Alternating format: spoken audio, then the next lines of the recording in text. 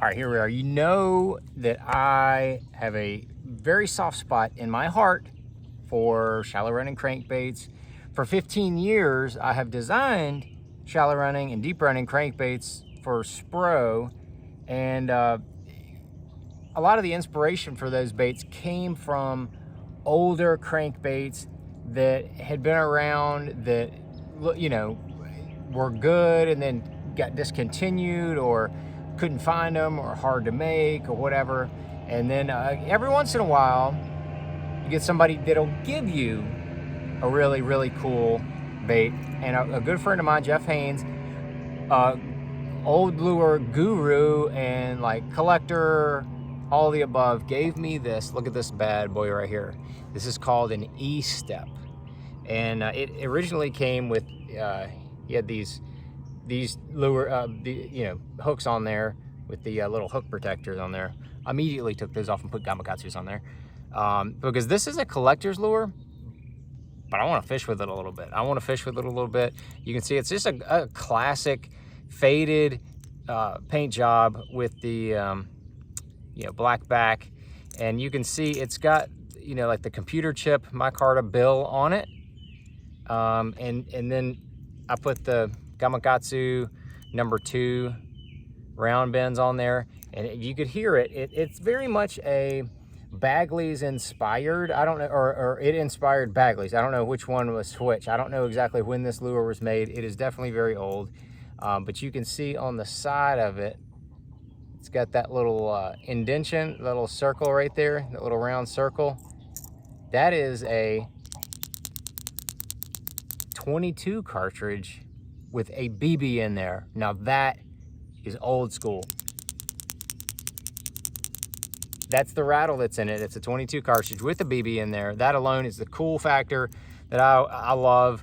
But that's what it's very, I know it's going to be very buoyant. It's very big and round. If you're not familiar, I designed the Spro Fat John, very much different. It's a lot smaller. It's more of a I've caught a lot of big fish on it, but it's more of a numbers kind of a situation. It's most all those crankbaits I've designed are flat-sided. The closest production kind of bait to this is probably Russ Lane's Fat Papa 70. That's a big, it's a pretty big plug. Not quite as big, but it's a pretty big plug. Very buoyant as well. But this thing in the water looks very, very pretty. I'm gonna do my best to kind of show you what this looks like.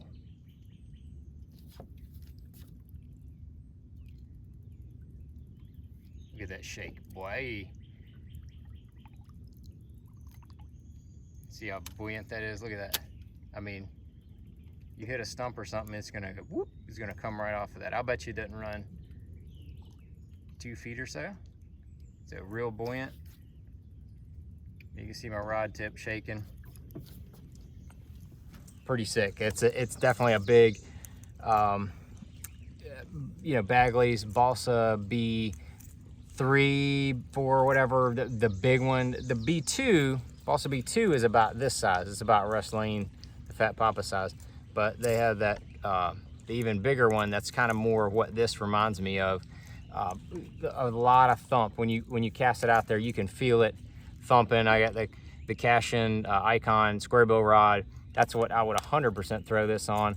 But this big of a plug, I would probably throw it on like, 20 pound Sunline FC crank, 18, maybe a little smaller, maybe 16, but probably 20, because you're just going to be banging it around stumps and laydowns. It's going to be deflecting, popping off, all kind of erratic action, and catch them if you can find one of these E-steps. This is one of these cool baits. I probably should just throw it in my lure collection, but I'm not, and I'm gonna fish with it a little bit.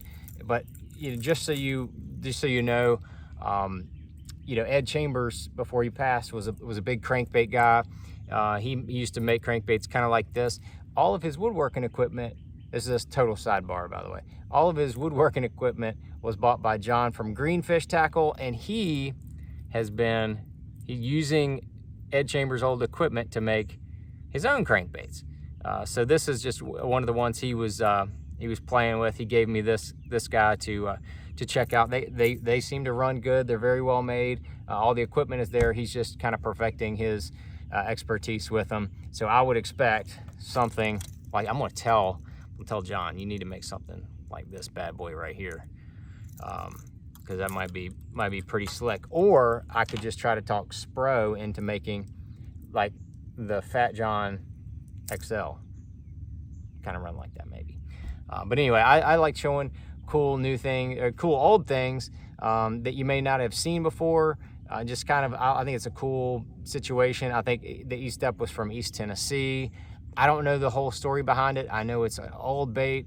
If anybody knows the story, please drop it down there in the comments. I want to know more about it, and I just think that it's so cool. You got a lot of these older plugs that you can't even get anymore, can't make anymore. But I wanted to show you that. I thought it was kind of cool.